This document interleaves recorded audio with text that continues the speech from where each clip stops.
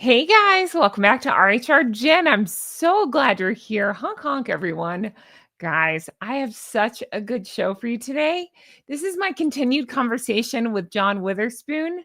We are really diving deep into the Harry and Meghan of it all, talking about, or speculating, I should say, are they out of money? What's going on? What's going on with their home life? Wouldn't you like to be a fly on the wall? What's up with all the Instagram posts? What's up with Harry recently? Just a lot more Harry and Meghan nonsense we dive into and tackle. So I hope you enjoy this as much as I do.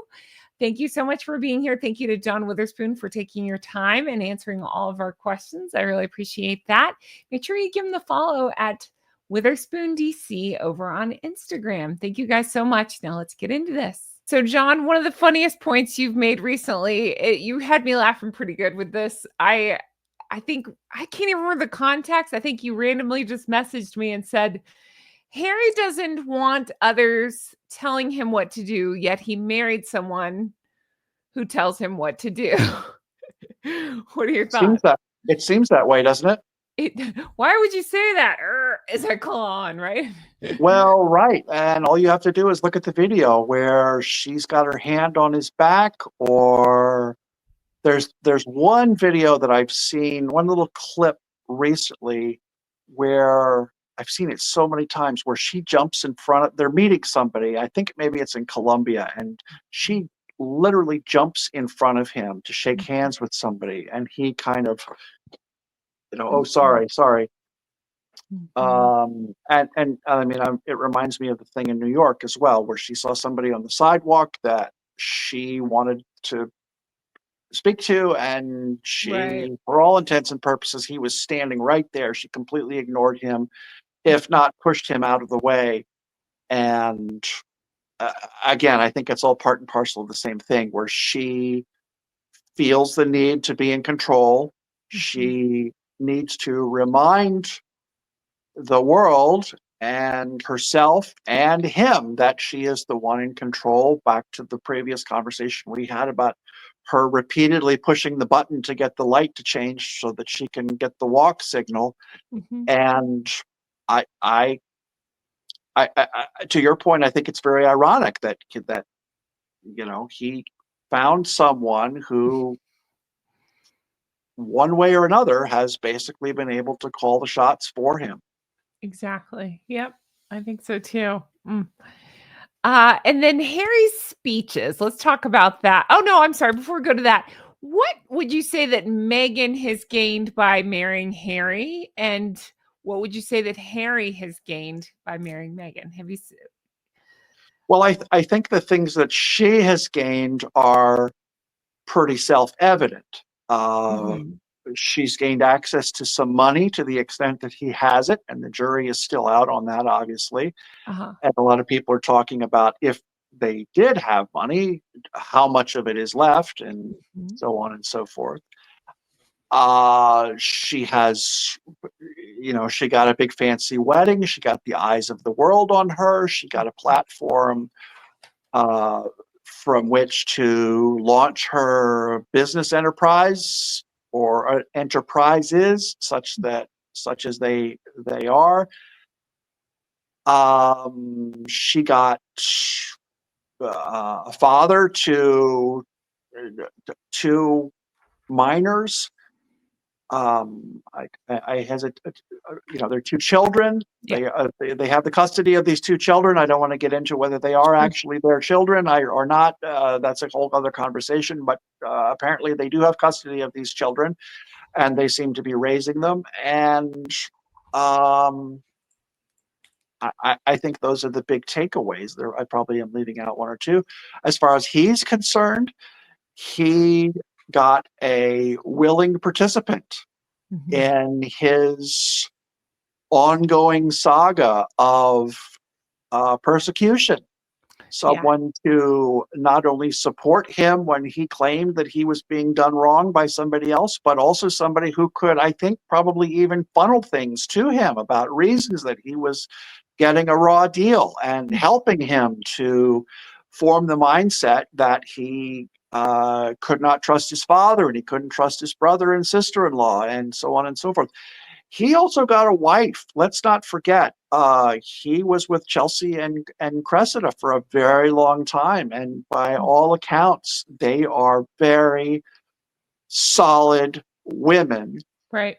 who probably did wonderful things for him. And I'm not just talking about physically and Sure. sexually or whatever else. I'm just talking about these were women who could have really, really benefited him over the long haul. And I'm sure they benefited him in the time that he was in a relationship with them. But I think by all accounts, when the second of those two relationships dissolved, he was desperate to find a spouse. Mhm. He felt an obligation because of his ties to his family. He needed to be with someone as a prince of the British Commonwealth, Mhm. and she just, I think, as so many have indicated, she just wove a kind of a magic spell over him. I think he looked at her and thought, there's absolutely nothing Mhm. that I could ask for Yeah. other than what she's bringing me. I think he probably was convinced that she was beautiful and that she was everything that he had ever dreamed of in a wife. And I don't think he was very interested in looking deeply on his own, and I don't think he was very interested in listening to other people who might have been waving a yellow flag, if not a red flag, saying, wait a minute, there's another thing you ought to look at here. And I think that's how we got to where we are today. I think so too. I would say she gained a global platform. Harry lost credibility, family ties, public respect, and traded his legacy for her spotlight. So Yes. that's my thought on And that one. he did so willingly. He Did so did. willingly. He did. Yeah, he did. Okay, so then the next one was Harry's speeches. He tends to lack specifics, which you often like to draw attention to. Talk to me about that, about his speeches. I don't know when I learned this in school, probably in middle school when I was, I don't know, 13 or 14 years old. Mhm. But I can remember English teachers, history teachers, whatever teacher it was, requiring that papers be written. And they didn't care what your perspective was, but they wanted to know why you felt the way that you did and Right. why you were making the argument that you do. And certainly as an attorney,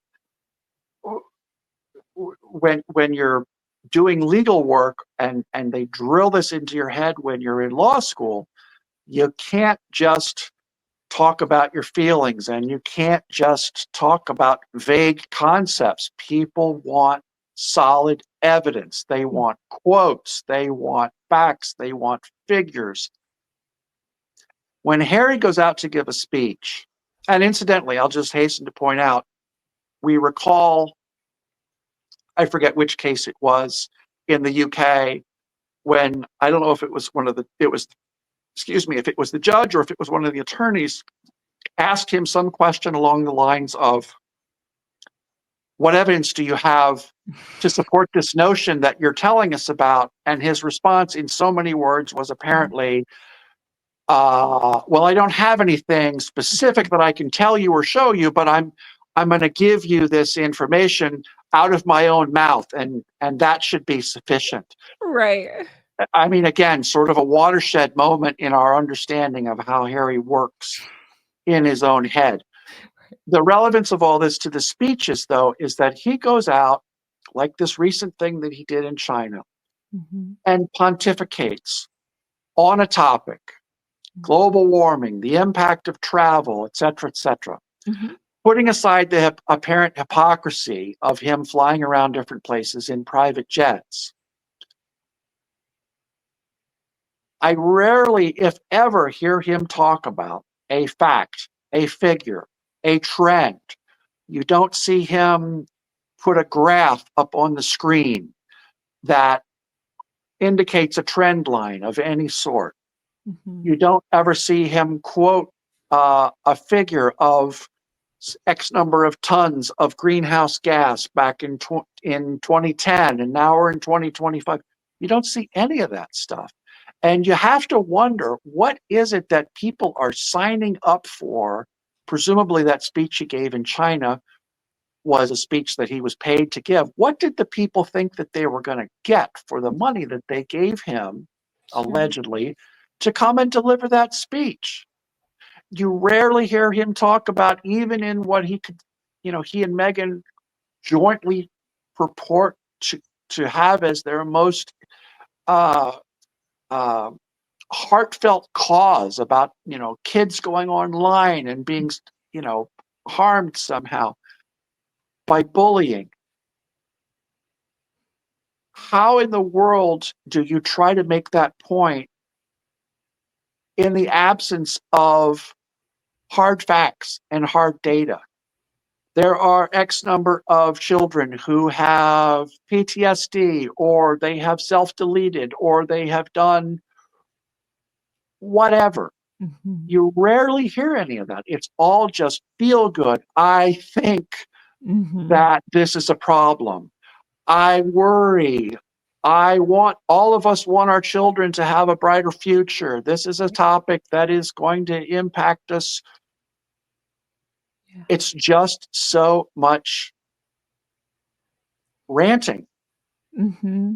It's vague rhetoric. Yeah. Yes, absolutely the vaguest thing. And to my point just a minute ago, you wonder, how in the world did he get through school not learning that these types of little bits of evidence are really important? And in fact, the thing I always remember too is there was a time when a teacher said to me, or said to the class, look, you can write this paper now that you've understood the importance of backing up your argument with facts and figures and so forth. Your argument will be even stronger if you go ahead and concede a point or two that does not support your allegation. And I've never heard him concede anything that says, well, I will admit that we've made progress in terms of greenhouse gases, but we still have a lot of work to do. And that's what I'd like to talk to you about today. That's a the good trend has decreased, but it has not decreased enough. And we need, so again, it's just remarkable. I think anybody who actually engages and thinks about what he is saying, it's like eating popcorn. At the end of it, you're like, okay, the bag's empty, but my stomach still feels empty as well. Yeah, that's a good point. Yeah, it's vague rhetoric, it's generic, it's lacking concrete details. There's no actionable insights. It just seems to be undermining any kind of, if you believe he has credibility, any kind of credibility as a leader that he would have. So that's correct. And it's even more remarkable given the fact that they have all of these people in their employ at Archwell or wherever. I guarantee you that speech that he gave in China, he didn't write that. I'd be shocked to find out that he actually sat down and wrote that. He may have helped to write it, but I'm pretty sure somebody else wrote that for him. I would confidently assume, even with some sort of outside assistance from a person at Archwell, a PR person or a public relations, a publicity person or whatever, it still didn't really come up with anything. Yeah, I think you're right. I think, again, it ties back into a point we made in an earlier point about when you think you know everything, you can't possibly learn from the people around you. Then why have so many people around you? I don't understand that. I don't. Yeah, that's a great question. And then offline, you and I were talking about vehicles, and I can't even remember how it came up on this, but it was something to do with, like, when you have these really expensive vehicles, what makes certain vehicles, like a Bentley or a Mercedes or a whatever, a fancy whatever. I don't know cars. What makes certain ones so expensive? And then you brought up a good point about, what if a car costs, let's just arbitrary number, 150,000. And you said about Harry, he wouldn't necessarily question why would a fancy Land Rover, Range Rover, whatever cost that much money. Talk to me about that. Well, I think it's a fair question to ask, and I think you could ask the same question about Meghan and her clothes. Yes. Why is it that that particular blouse or whatever it is that she's wearing, why did that cost $2,000, $5,000, whatever? Right. And does anybody know the difference between that and a blouse that would have cost, even on the high end, 500, if not 100? Right. Exactly. I think the same thing is true is likely true as far as Harry is concerned. I think if Harry just hypothetically would go car shopping, and the person at the car dealership would say, okay, well, here's this vehicle. This is $80,000. And to your point, there's another one right here next to it that's $150,000. Right. I think if I was in that situation, I would say, okay, tell me what I'm getting for twice the price. Right. And you mentioned, Rolls Royce, Bentley, Aston Martin, whatever it is. Okay, there's the heritage, there's the quality of the carpet and the materials that go into it. There's the quality of the leather. There's the fact that it's a hand-built car. There's the quality of the wood and the rarity of the wood in the dashboard and the center console and so forth. It's the creature comforts. It's the fact, it's the Capabilities stuff. 8 layers of paint on it instead of 2 layers or something. And then you could make a relatively informed decision. It's the sound insulation. It's the quality of the stereo. You could then make an informed decision and say to yourself, okay, all of those things being taken into consideration, I do or I do not think that a Rolls or a Bentley or an Aston Martin, whatever it is worth that extra. Not that you could get any of those cars for 150,000, granted, on a dealer's lot, but you understand the point. You would then be able to make an informed decision. I think Harry's the type of person who would just walk in and say, "Oh, that one's twice what the other one is. It must be twice as good. Okay, I'll take the one that's 150 instead of 75 or 80." Yep. I think that's probably the level of naivete, and we talked about this before in terms of the sheltered or stunted life experience that he had being brought up in the royal household. People have talked about how he just recently or within the last couple of years has started to understand how you pay your telephone bill.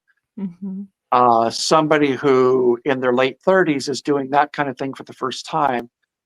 I think they're probably very naive on a whole host of things. And one of them is, again, the cost benefit analysis of flying in a private jet at $5,000 or more dollars an hour versus buying even a first class ticket to fly commercial. No, I agree. You But know, I just don't think he's capable. I don't think really. I think she is capable of making those decisions and those analyses, but I think she is so desperate to have her persona out there and have her reputation out there. I was watching Maureen Callahan the other day, who was talking about there's an area north of New York City on Long Island known as the Hamptons. It's a very affluent, very wealthy area. And the short version of the story was, and there's a lot of keeping up with the Joneses up there in terms of houses and cars and a lot of conspicuous consumption. And Maureen Callahan was saying she was talking to someone, and this person, I don't know how it came up, but apparently the person was having some financial difficulties and yet continued to wear very expensive jewelry, very expensive clothing, and so forth. And the question was asked, why do you continue to do this given the financial problems that you're apparently having? And Right. the answer from this person was, because if I don't, people will think I'm poor. Oh. And yeah. And I think there's a direct parallel between that mindset Mhm. and probably the way that Meghan's brain works. Yeah. That's my opinion, is that there's probably something to that. If I stopped wearing $5,000 blouses Mhm. and stopped riding around in Range Rovers and stopped flying in private jets at 5 grand an hour, people would start to think that I'm poor. And I Oh. cannot have that.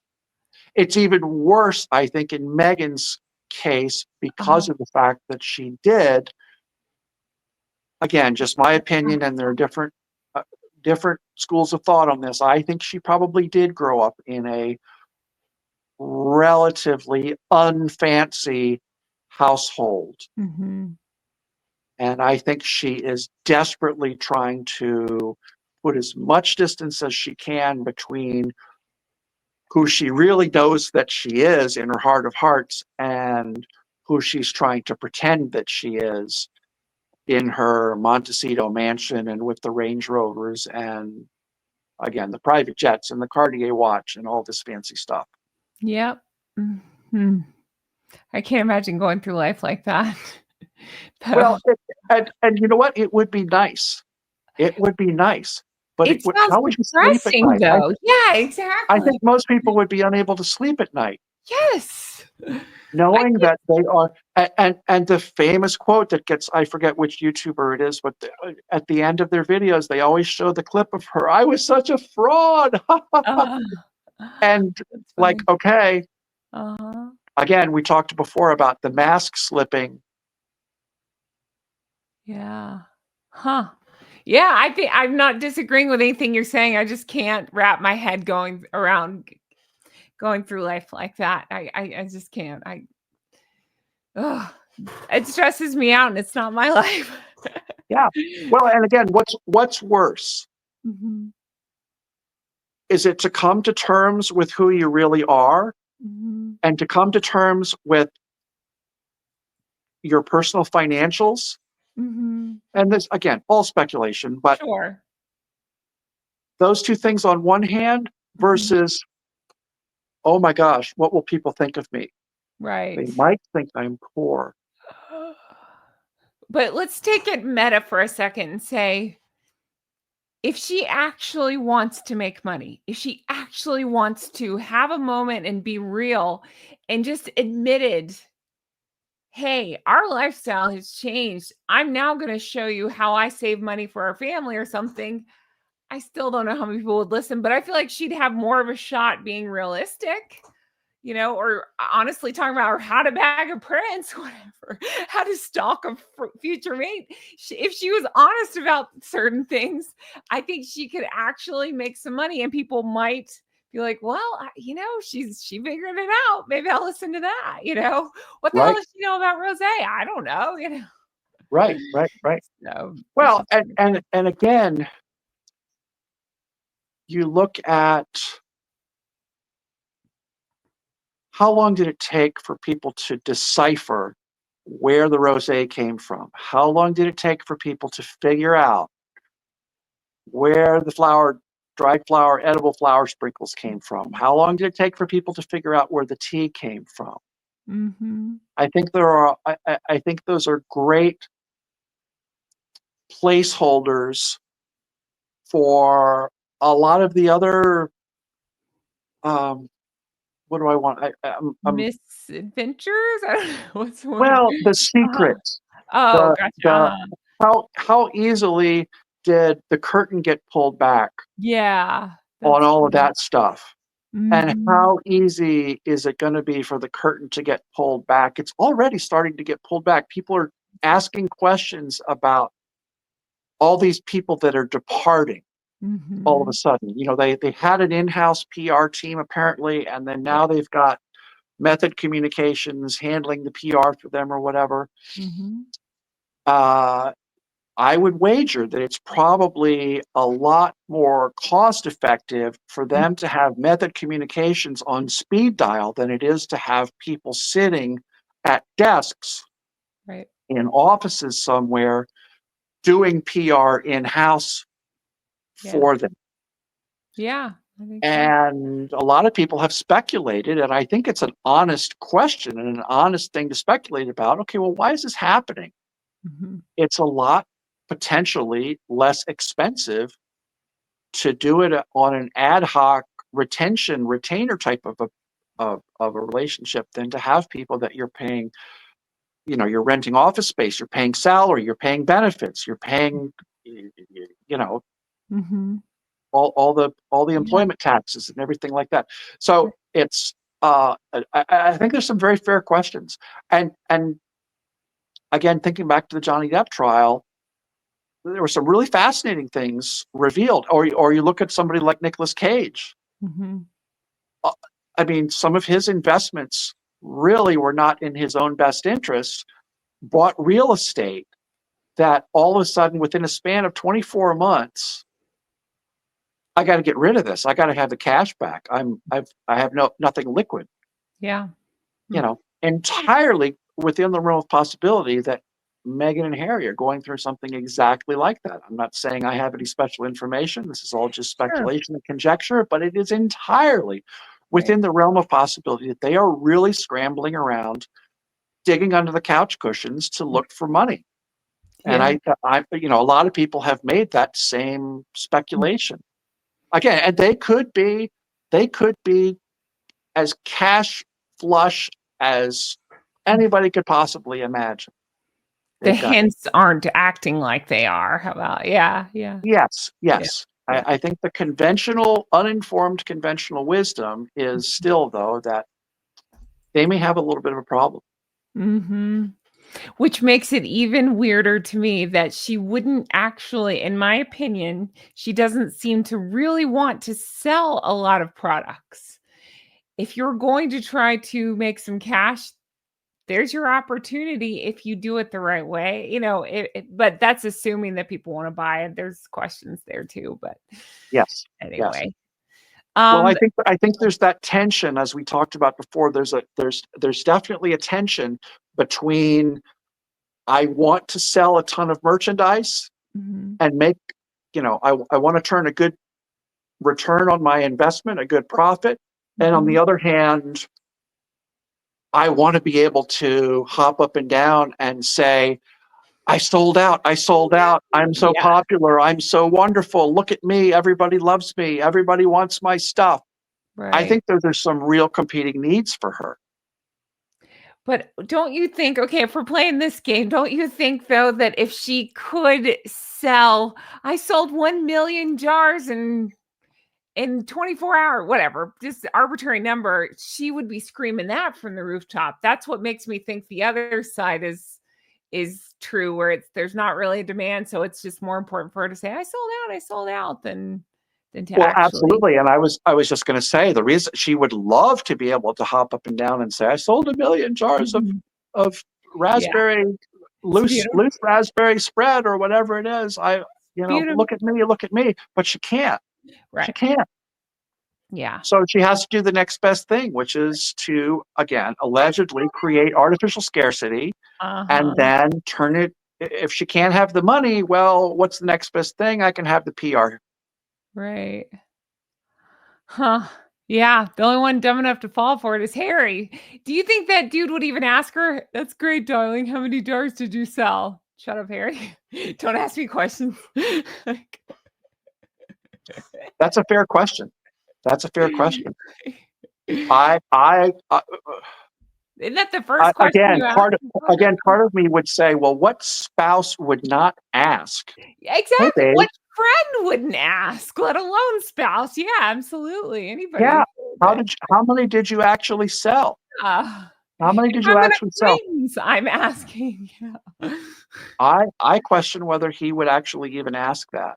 That's true. Or, Yeah, or, or, or whether if he did ask that, if she would give him a straight answer. that's true too. Again, just Sure. conjecture, but I just wonder, would she give him a straight answer to that, or would she tell him, "Oh yeah, we sold 10,000 jars"? Do you think they even talk to each other? Like, about details? Yeah, that's a whole other the next point we had, you had brought up a good question. Who would wanna date Harry? What poor soul would wanna date Harry? Who would wanna That's a date tough question. My grandmother used to say famously, and she wasn't the only one, but she said, "There's a lid for every pot," and I think that's true. Mhm. But at the same time, you got to wonder what kind of lid is going to work on the Harry pot, no pun intended. But again, uh, uh, see what I Sorry. did there? Huh. See what I did? I do. Go The ahead. That's really good. The Harry Potter. Go ahead. yeah, The we've got second Harry Potter. Go ahead. yeah, Harry Potter. You know, there's you got there's a fine line between Harry Potter and Harry Pot. Anyway, Harry um, Potter and the Idiot Dater. Yeah, got it. yeah, I do not I wanna read that book. I think there are two types of people. Two types of women that would be interested in Harry. One of which is Meghan, for all the obvious reasons. Yeah. She wants the title, she wants the attention, she wants the money. To the extent that those exist, I think that I think it's obvious that it's she wanted something that he could offer that she could leverage. Yeah.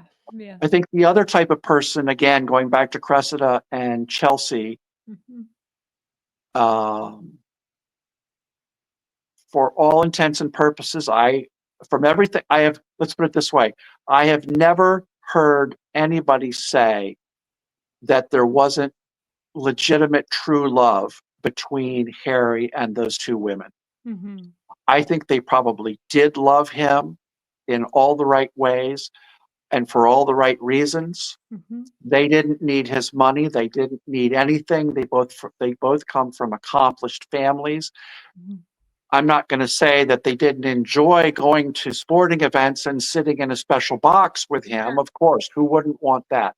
Mhm. But I do think that there was something genuinely wholesome and worthwhile and legitimate as far as those two women were concerned, and probably other women that Harry dated as well. Yeah. But I really don't see other types of connections between Harry and potential potential partners, Right. girlfriends, wives, whatever. I Mhm. just again, Yeah. this is the part of the Harry existence that I feel bad for him about, because he the, some of the circumstances that he found himself in were beyond his control. They were Mhm. purely a result of the family that he was born into, his mother and his father, and so forth. And I, I, I feel an amount of sympathy toward him. I also think that he was under a great deal of pressure as a result of those same circumstances. He was under a great deal of pressure to find any shelter, any port in a storm Mhm. where he could say, I've done it, I've settled down, I've found someone who I want to marry. And I think that's probably why the two of them were so defensive when people did, even like when the Queen asked questions about her wedding dress. Mhm. I think that they probably both bristled at the notion that someone would be questioning some decision about their marriage or their relationship. And I think that's why they both reacted the way that they did. Mhm. So, and I think we see the continued ripple effects of that mindset to this day. But to answer your question, I think those are the only two possibilities, that someone who really wanted him for who he was as a person, in spite of all of his flaws, but could not overcome the very heavy load of baggage that he brought with him. The Right. expectation that there would be a life of service and living in the palaces and all that kind of stuff. I think they probably just, Cressida and Chelsea probably just said, that's just not for me. I'm sorry. I'm Right. really sorry. I just can't do that. Right. And then along came Meghan, who also said to herself, at least, that she was not interested in a life of service Mhm. in the British royal family type of life of service, but had some other ideas in her head about what a life of service involves vis-a-vis an NGO or a nonprofit like Archwell, but apparently, allegedly, as more of a cover story than anything else, Mhm. because the real life of service was self-service. Self-serving, I was gonna say. Yeah, absolutely, yeah. I think that youth benefited him with those other relationships, but he is no longer a young guy that can use that as his excuse. We've seen Harry. We see him now. I think the palace covered for him before, and maybe they didn't, talking about Cressida and Chelsea, maybe didn't know what they were getting into. Again, the benefit of youth. We're past that. He's no longer a young idiot. He's an older idiot. And I think, again, it's his public feuds, his memoir. We can't, how do you come back from knowing about mommy's face cream and stuff like that? Too many controversies. It's too hard of a sell for a partner. I don't care if he's a prince or what. I know there'll always be somebody, but my God, like, I just, no, thank you. Like I think most sane people would just say no, thank you on that. I don't know. Yeah, yeah. Well, and I mean, I don't know. I lose track of who he dated for how long, but I Mm. think that the Chelsea and Cressida relationships were multi-year relationships. They I want were. to say 7 or 8 years for Mhm, each one of them. mhm, That's just off the top of my head. mhm. If you hang around somebody Sure. and you Yeah. talk to them on a regular basis and you do things with them and you go to concerts and you go to dinner and you do everything that you do when you're in a dating type of relationship, you Right. do that for 8 years. You know them for There's you. not a lot of stones that are left unturned about who is this person and what are they going to be.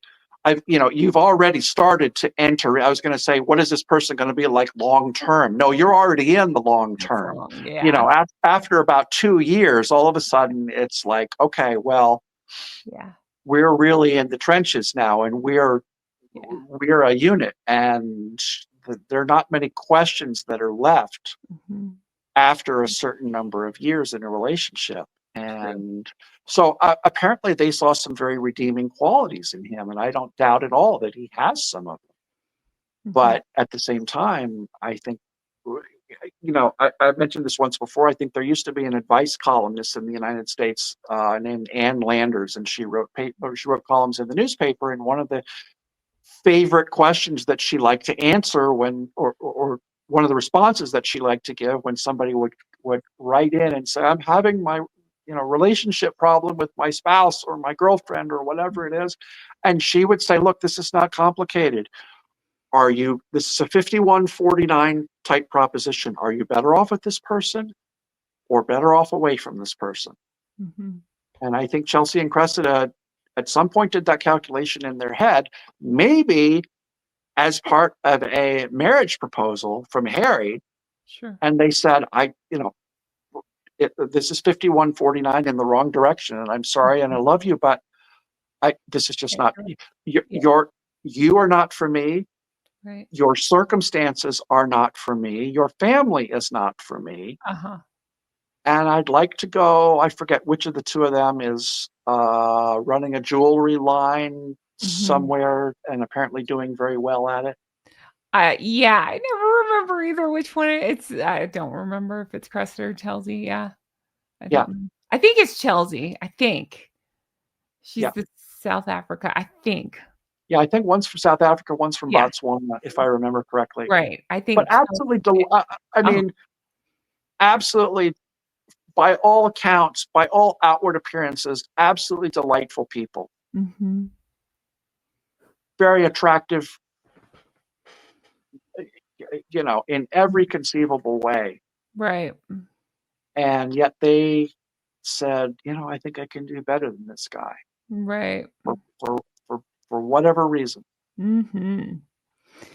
And then on Harry, you had talked about a Howard Stern reference. Do you remember what I'm gonna let you say it? Do you remember what you said about Howard Stern as the king of Oh, yeah. yeah.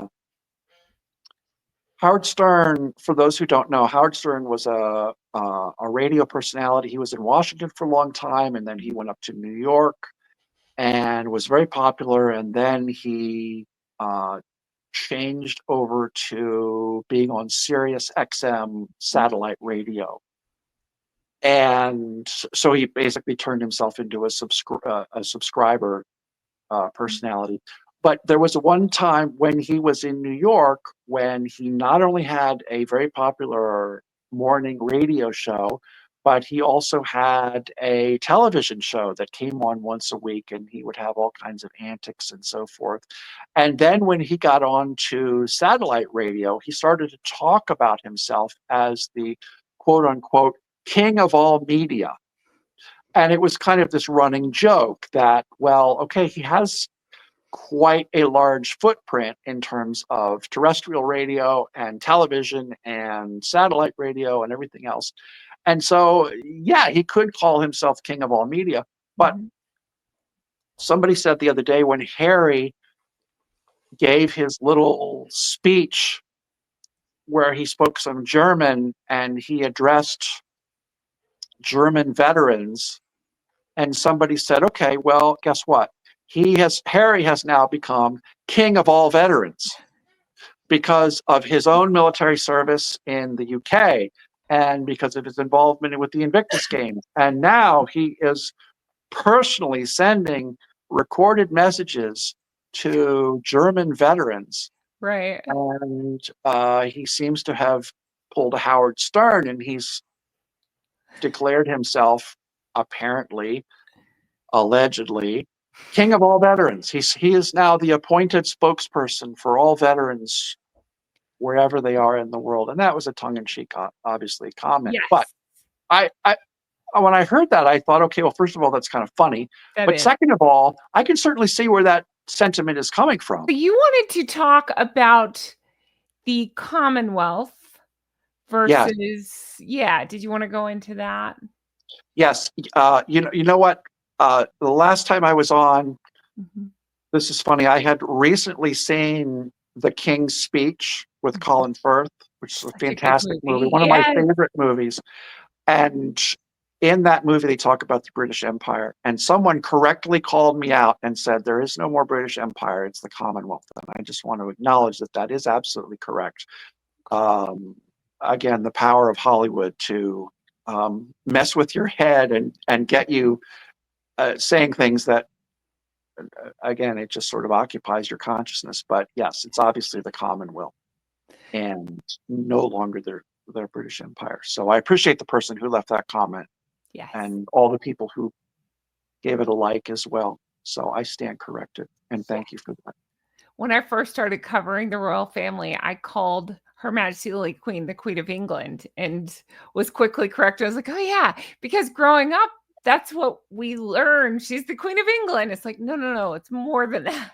Yes. But we were told so. Yeah, it's definitely a mistake, but not on purpose. But good for you for acknowledging that's the difference between you and Harry and Meghan is you can acknowledge that, oh, I said the wrong thing. I will correct it. Well, as we've said, what you learn after you know it all is what really counts. The other thing that I'll mention too, somebody called me out for saying that the British royal family was kind of the only one left out of all the historic royal families. And somebody said, oh, and I don't know if it was Sweden, I believe. Sweden, I think, we have a perfectly functioning royal family. And I was like, yeah, I get it. But um, for a variety of reasons, I think the British royal family is still sort of in a league of its own. Sure. Um, just in terms of the height of their profile and all of that. And because it's the UK as well, the Right. UK kind of obviously looms large in the American consciousness. Sure. And nothing against Sweden or Denmark or Right. the Netherlands or Spain or any place else that has a royal family. Yeah. Um, Agree. it's just sort of top of mind. Sure. So no no disrespect That's right. to. If somebody wants to give you a trip to Sweden, you're to go visit the royal family, you'll be okay with that, right? Yes, I've never been to Sweden. I've been to Denmark, but I've never been to Have Sweden. you? I've heard good things. I've heard good things. I'm jealous. Denmark is very high on my list. I didn't know you've been to Denmark. I'm dying to go to Copenhagen. I really want to go to Tivoli Gardens. Yes, Tivoli Gardens, Have and you to see been? the mermaid. And I understand they've actually made it very convenient. There's a mermaid in the airport apparently in Oh, Copenhagen. You don't have to actually traipse down to the seashore to see the mermaid. If you want to oh, cross that off your list right in the airport, you can get your picture taken with the the replica. airport. It's Yeah, like the flying airport. to Vegas and gambling in the airport. Why would you do that? Yeah, yeah, yeah. By the way, I will say, just to give a shout out to another channel, Mhm. there's a YouTube creator named Lucy Brown. Okay. She is closely affiliated with James May of Mhm. Top Gear, of the automotive TV show. Yeah, She has some really cool travel videos in various places around Europe. She's a very delightful, compelling YouTuber, that's cool. very self-effacing and very self-deprecating, very likable. And she did a trip to Copenhagen and to Denmark that she chronicled. And if you're interested, Uh-huh. definitely head over to her channel is just called Lucy Brown, and there's a video in there about I went to Denmark, and it's really really fun. So check that out and leave her some, tell her, all Yes, right, Jen sent me over that's here to. right. Honk at her in the comments and tell her that she and I need to collab. Then I'll fly over to Denmark and Yeah, she is. I there's certain people on YouTube that, again, back to the beer and pizza list, that you just think this person is just really cool. yeah, There's no pretense. There's no, yeah. I mean, Lucy Brown. There's a guy named Downey Live who is fantastic. Mhm. Sam Chu, the guy who talks about aviation all the time. I like They just Hannah seem Ricketts. so genuine. They're so likable. Uh-huh. Hannah Uh, Ricketts, she does tours of Yes, Hannah London. Ricketts, Yeah. fantastic in London. Mhm. Jamie Larder, who has the Sherpa channel, he's also Mhm. in the UK. Uh, There's the so com- so Disney guy compelling to see I like these too. people. Yeah, there's a Disney guy, I cannot remember his name. He always says, "Hey, friends," and he's Nate is his name. But yeah, absolutely. There's a bunch like that. That's cool. Yeah, Mhm. That's cool. yeah. Very cool. And then finally, the last point we had on our list was what are your thoughts? We're just speculating. We're just wondering, what are your thoughts? Do you think that they're running out of money while trying to keep up appearances? We kind of talked about that a little bit, but what are your thoughts on that? Do you think that's the case? Well, back to the point I made earlier, I Mhm. think there is definitely, again, this is just my impression, my opinion. I think there is definitely, especially on Meghan's part, a Mhm. very, very strong need to appear very well financed, very successful, and Mhm. very popular. And we could talk for a very long time about whether any of those are goals that she has met. I have to believe that they are worried whether or not things have hit the fan for them financially. I have to believe that they are worried about what their cash flow is in the future. I think we talked once before.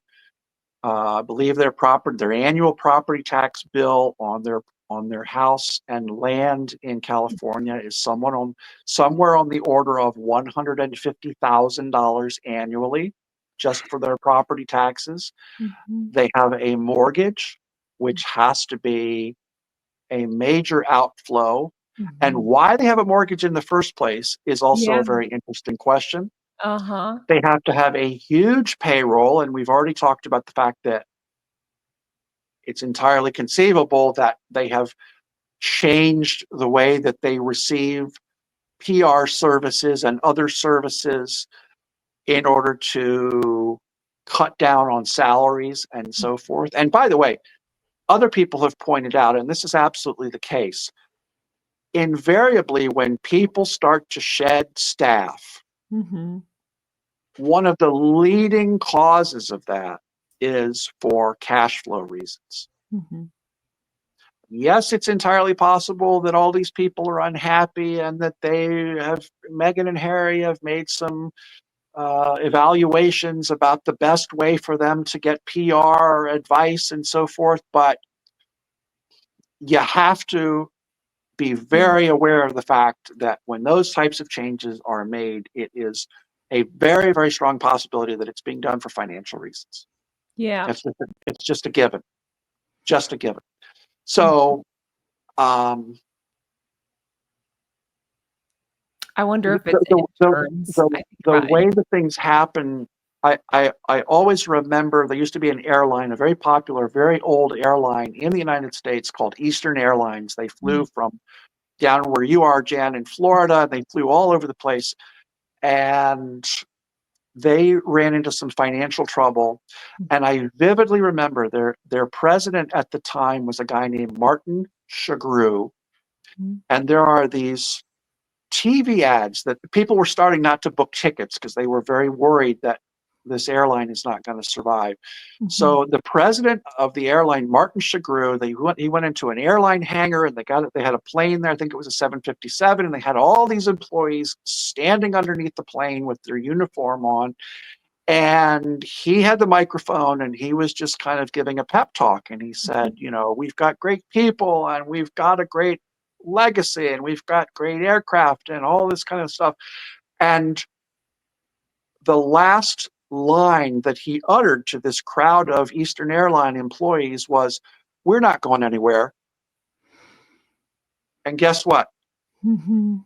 I remember vividly seeing one of those ads run on television in the evening, and I had seen the ad many, many times.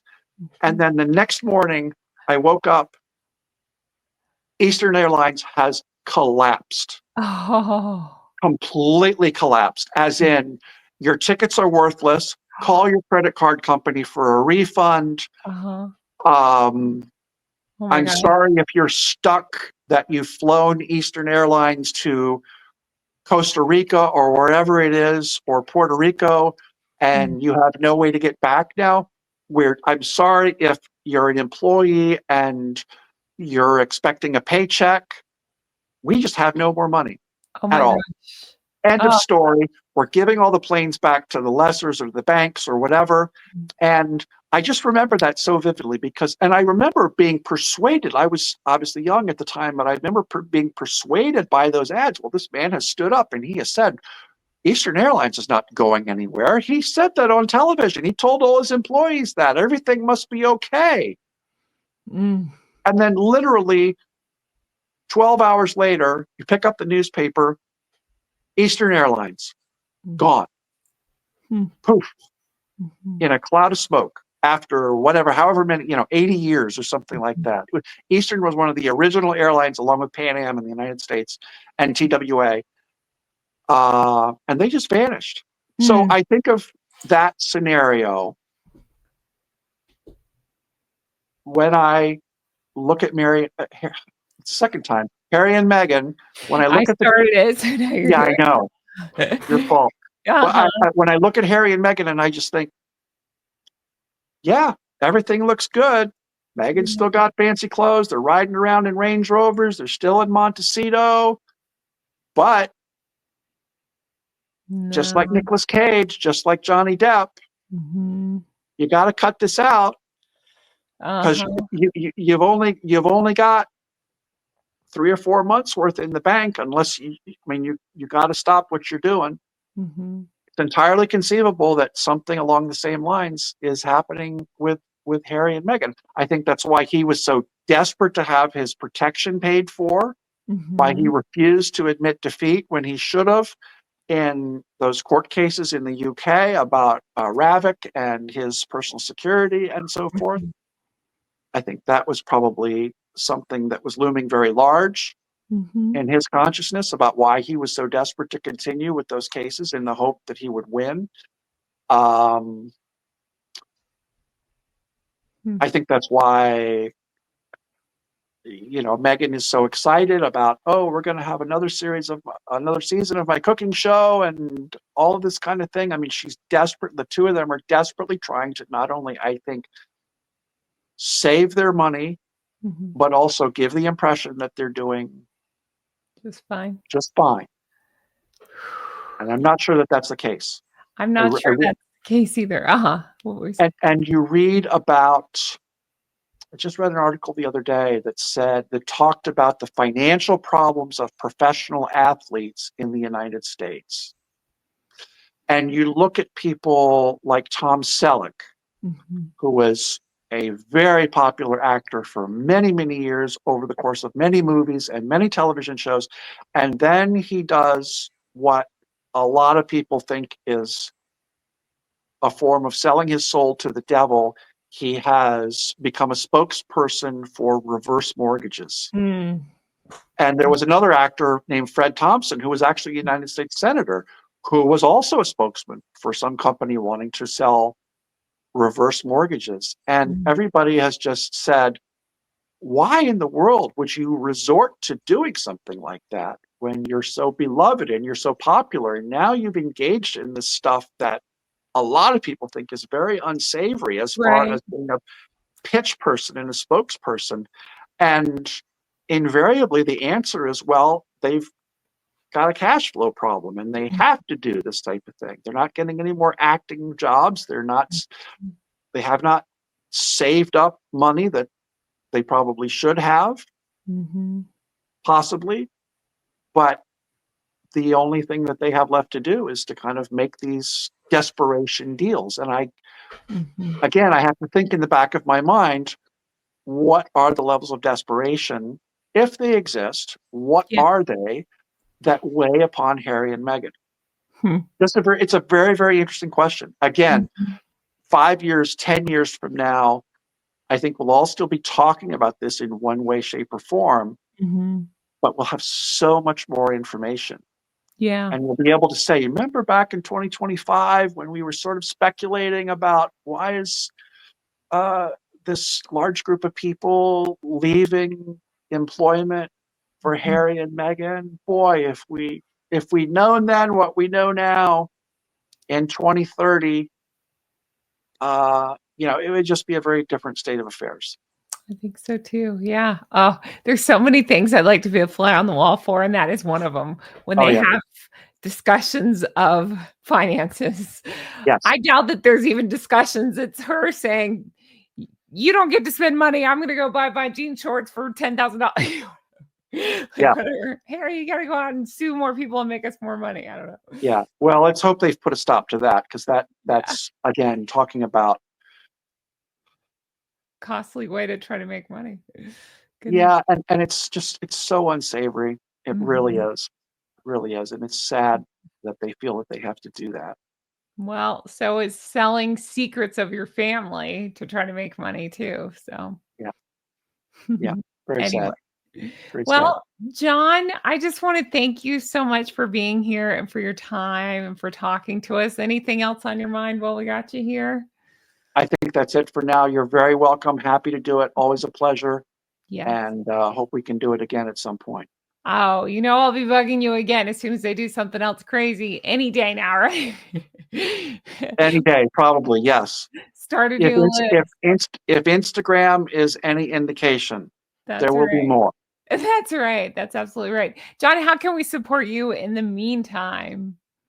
Well, you're very thoughtful to ask. I do have an Instagram channel over on it's Witherspoon DC.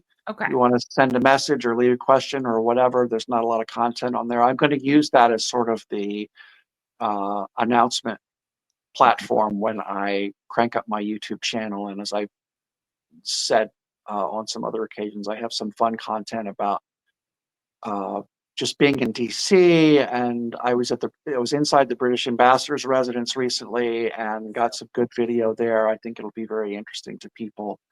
So yeah, just sail over to Witherspoon DC and follow. And as I said, when I start my YouTube channel, that'll be where I announce it. Sounds good. Look forward to supporting you there. And thanks as always for being here. We appreciate it. And can't wait to have you back again soon. Take care. Bye-bye. You're welcome. Thanks again. Bye. Bye-bye.